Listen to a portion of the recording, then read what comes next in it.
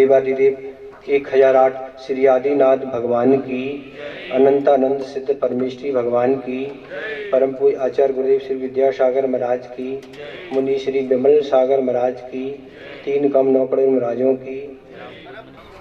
आचार्यों ने कर्मों को क्षय के लिए आगम ग्रंथों में अनेक उपाय बताए हैं, पर उन उपाय में भक्ति भी एक अपना बहुत बड़ा योगदान उन कर्मों को क्षय करने के लिए है। जब भी असाता कर्म के कारण अनेक आचार्यों पर विपत्ति आई, तब आचार्यों ने उस भक्ति का ही सहारा लिया। चाहे आचार्य मांगतुंग महाराज हो, जब आचार्य मांगतुंग महाराज पर इस तरह के असाता कर्म के कारण विपत्ति आई, तब उन्होंने लोहे का हथौड़ा नहीं उठाया कि इस ताले को तोड़ दें और हम बाहर आ जाएं, पर उन्होंने भक्ति रूपी हथौड़ा जरूर उठाया। उसके माध्यम से उन्होंने उस असाता कर्म का क्षय कर दिया। किसी को कष्ट देना स्वीकार नहीं करना चाहा, न किसी तरह की भावना प्रकट की, पर अपने असाता कर्म का उदय है, उसके कारण ही विपत्ति आई है। तो इस असाता को साता में बदलने का एक ही उपाय है, वह है प्रभु की भक्ति। जिस भक्ति के माध्यम से हम उस असाता कर्म को साता रूप में परिवर्तित कर सकते हैं। ऐसे अनेकों आचार्य हैं, चाहे आचार्य शब्द भद्र महाराज हो। वह कथानक आपको ज्ञात है कि उस राजा ने उस जंजीरों से उनको बांध रखा था और यही कहा था कि इस पिंडी को नमस्कार तुम्हें करना होगा। पर आचार्य शब्द भट्ट महाराज उस समय ग्रस्त अवस्था में थे, चूंकि दिगंबर वेश का त्याग कर चुकी थी। उस समय भी उन्होंने यही कहा था कि पिंडी क्या है, हमारा नमस्कार स्वीकार नहीं कर पाएगी। उस समय यही कहा था, पर राजा का तीव्र आग्रह था, जो भी होगा वह करना होगा। किया, उसका प्रतिफल क्या हुआ कि भगवान चंदा प्रभु प्रकट हो गए। उन्होंने एक रात में उस स्वयंभू स्तोत्र की रचना कर दी, जो हम एक रात में पढ़ना भी नहीं सीख पाएंगे, पर उन्होंने तो उन 24 तीर्थंकर भगवान की 143 श्लोक बना दिए। और जैसे ही आदिनाथ भगवान से वह भक्ति प्रारंभ की और चंदा प्रभु भगवान तक जैसे ही आए और बंदे ही बंदे शब्द बोला, वहां चंदा प्रभु साक्षात प्रकट हो गए। ये भक्ति का तो ही परिणाम था, उसके ही कारण तो ये सब कुछ हुआ। अपन कहें सब तरह की बातें आगम में कही हैं, तप से भी कर्मों का क्षय होता है, संयम से भी तप का क्षय होता है, कर्मों का क्षय होता है, अनेक उपाय हैं। पर भक्ति को स्थान क्या कम दिया आचार्य ने कहीं कि भक्ति में कहीं कोई कमी रही हो कि कर्म का क्षय नहीं हुआ हो। सब तरह के उपायों में भक्ति भी एक अपना स्थान, महत्वपूर्ण स्थान रखती है। आचार्य कुमुदकुंद महाराज ने भी कल्याण मंदिर स्तुति की रचना की। उन्होंने भी भक्ति आपत्ति के समय की, और भी अनेकों भक्ति के माध्यम से ये उपाय करके उन्होंने अपने असाता कर्म को क्षय किया। पर आचार्य शब्दभद्र महाराज तो एक अनूठे व्यक्तित्व हैं, जिन्होंने स्तुति विद्या में तो लिखा कि भगवान हमें स्तुति करने का व्यसन है। संसार में संसारी प्राणी को अनेक प्रकार के व्यसन होते हैं, जिन व्यसनों के माध्यम से उसका संसार बढ़ता है, उसकी दुर्गति होती है। पर भगवान हमें एक स्तुति का ऐसा व्यसन है कि हम आपके समान बन जाएंगे। हमारा संसार बढ़ने वाला नहीं, हमारा संसार इससे घटने वाला है। इस तरह से उन्होंने स्तुति विद्या में आचार्य शब्दभद्र महाराज ने लिखा। स्वयं स्तुति के बाद स्तुति विद्या लिखी, देवागम स्तोत्र लिखा, अनेकों उनकी रचनाएं हैं। ऐसी भक्ति परक रचना है जो उन्होंने अपना काम कर दिखाया। हमें लगता होगा महाराज हम भी स्तुति कब से कर रहे हैं, कितने हम सिद्ध चक विधान कर चुके और कितना हमें करना पड़ेंगे। पर मैना सुंदी ने एक ही सिद्धतन विखान किया था। पर उसकी क्रिया कितनी थी, भावना किस रूप में थी, कितना मन का उस तरफ लगाव था, कितना निष्प्रय भाव था। ये सारी चीजें जब योग संयोग से जुड़ती हैं तब उसका फल मिलता है। क्रिया के साथ भावों का होना परम आवश्यक है, क्योंकि आचार्य कुमुदकुंद महाराज ने कल्याण मंदिर में लिखा, भाव शून्य, भाव के बिना क्रिया फलदायी नहीं होती है। भाव है तो वह क्रिया फलदायी बन जाती है, और भाव के भाव में क्रिया उतनी फलदायी नहीं होती। ये आप नहीं समझे कि महाराज हमारा मन नहीं लग रहा तो एक क्रिया भी बेकार नहीं है, बनेगा कभी ना कभी। ऐसे ऐसे धीरे धीरे मन टिकेगा। आप अभी से अपना साहस तोड़ देंगे, महाराज वैसा नहीं कर रहा तो हम करने ही छोड़ दें, ये तरीका नहीं। अपन को और मन वचन काय की तीव्रता विशुद्धि और धीरे धीरे बढ़ा के उन कर्मों को क्षय करना है। क्रिया तो यही है, और इसी क्रिया के माध्यम से कर्मों का क्षय हुआ। कार्य छोड़ना नहीं, कार्य का तरीका बदलना है, कार्य में और लगाव बढ़ाना है, भक्ति में और उत्साह बढ़ाना है, मन वचन काय को और नियंत्रण करना है, तब जाके ही कार्य सफल होगा। कार्य तो यही है, और इन्हीं कार्यों को आचार्य ने कर्मों के क्षय के लिए बताया। तो ऐसे ऐसी भक्ति करने वाले अनेक लोग हुए हैं, उसमें आचार्य पूज्यपाद महाराज भी पीछे नहीं है, जिन्होंने 10 भक्तियों की रचना की है। आचार्य कुंदकुंद महाराज ने भी प्राकृत में 10 भक्तियों की रचना की है। इतने बड़े अध्यात्म वेता, पर उन्होंने भी भक्ति की रचना की है। हाँ, तो भक्ति भी प्रभु तक पहुंचने का एक मार्ग है, जिसके माध्यम से प्रभु तक पहुंचा नहीं जा सकता, प्रभु बना जा सकता है, और प्रभु वह व्यक्ति बन जाता है।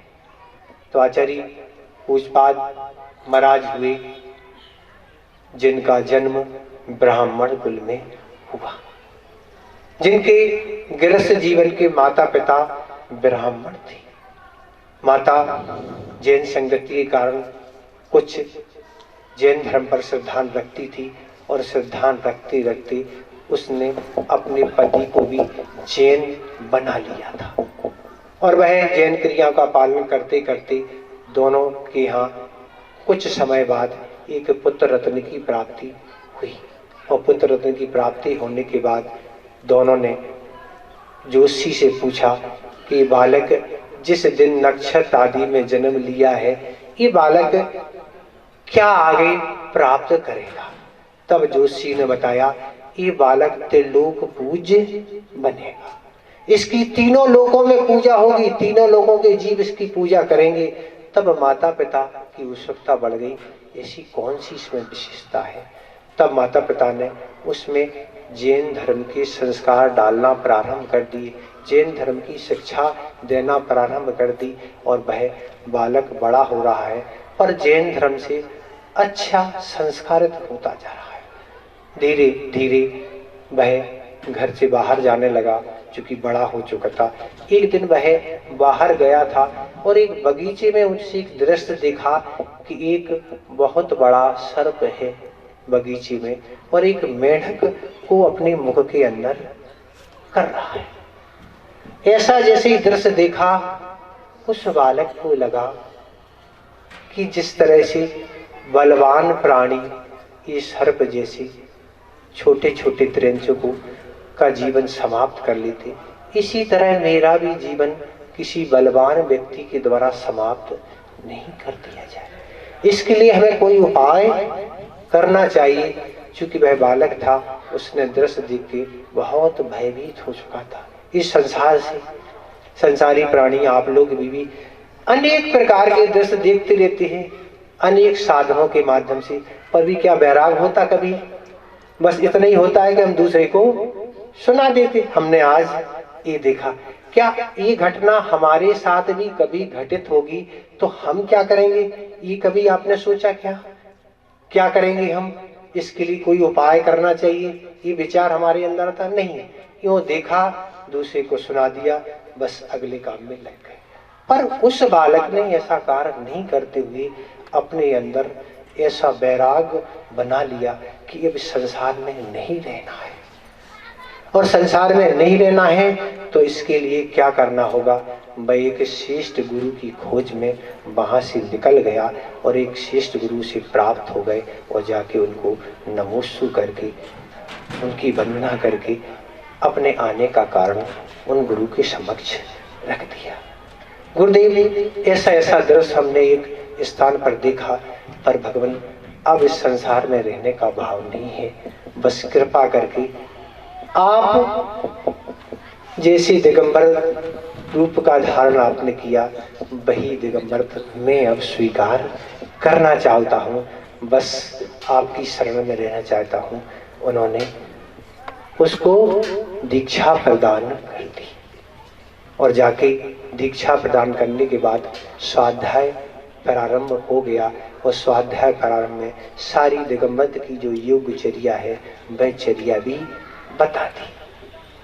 और बड़ी बड़ी रिद्धियों का जो वर्णन आप आज सुन रहे थे कि ऐसे ऐसे महान रिद्धिधारी मुनिराज होते हैं। अपने पुण्य का कितना आज अभाव है कि आज ऐसे महारिद्धिधारी मुनिराज के दर्शन नहीं होते। आज पंचम काल में किसी भी रिद्धिधारी का जन्म नहीं होता, कोई भी रिद्धि नहीं होती। सिद्धि होना अलग बात है, पर आज रिद्धियां उत्पन्न नहीं होती है। चारित्र की निर्मलता से ही रिद्धियां प्राप्त होती हैं। जिनका चारित्र जितना निर्दोष निर्मल होता है वह जाके रिद्धि का रूप धारण कर लेती है। तो इस तरह से रिद्धि आदि का वर्णन सारा पढ़ाया, सब कुछ किया। उस बालक मुनिराज का रूप जो धारण कर चुके थे उनने अनेक प्रकार की तप तपना प्रारंभ कर दी और चारित्र क्या निर्मल बनाते चले गए। और उन मुनिराज को ऐसी एक रिद्धि प्राप्त हो गई कि जिससे पानी से उनके चरण धुलाए जाते थे उन मुनिराज को, उस पानी को अगर उस गंधोदक को लोहे में लगा दिया जाए तो स्वर्ण बन जाता था। वह जब भी विहार करते थे तो विहार करते करते जो छोटे छोटे पत्थर जमीन में पड़े रहते थे मिट्टी के साथ, वह सोना बन जाते थे। अगर वह जहां विराजमान होते थे उनसे के शरीर से अगर स्पर्श हवा किसी रोगी को लग जाए तो वह रोगी स्वस्थ हो जाता था। उनको एक ऐसी भी रिद्धि थी कि पैर में लगा ले लेप को तो हवा में उड़ने लगती थी। ऐसी उनको अनेक प्रकार की रिद्धियां उत्पन्न हो चुकी थी और वह पैरों पर लेप लगा के भगवान शिवंदर स्वामी के समुसण में विदेह क्षेत्र अनेक बार दर्शन करना के लिए जाते थे और वहां भगवान की वाणी सुनते थे और दर्शन लाभ होता था।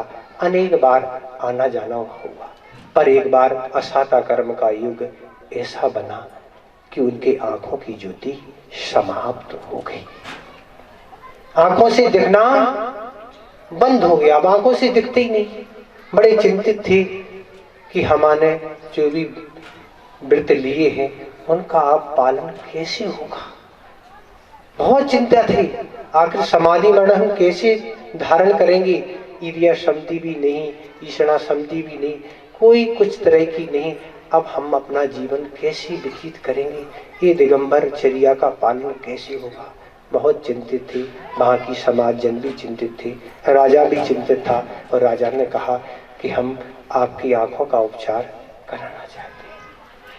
तो उन्होंने स्पष्ट राजा से मना कर दिया, हमें कोई उपचार नहीं कराना, हम अपने उपचार से दृष्टि वापस ले आएंगे। और वह शांतिनाथ भगवान के जिनालय में गए वहीं समीप में, और जाके उन्होंने एक शांति अष्टक नाम स्तोत्र की रचना प्रारंभ की। उन्होंने उसमें लिखा न स्नेहा चरण प्रांति भगवन पादत्वयं ते प्रजा। यहाँ से रचना प्रारंभ की। हे भगवान, आपके चरणों में लोग इस संसारीपन स्नेह के कारण नहीं आते हैं, और ये आपका समोषण लगा है, आपका सुंदर रूप है, बहुत तरह तरह की आप में विशेषताएं हैं, इसके कारण नहीं आता है। किसके कारण आता है?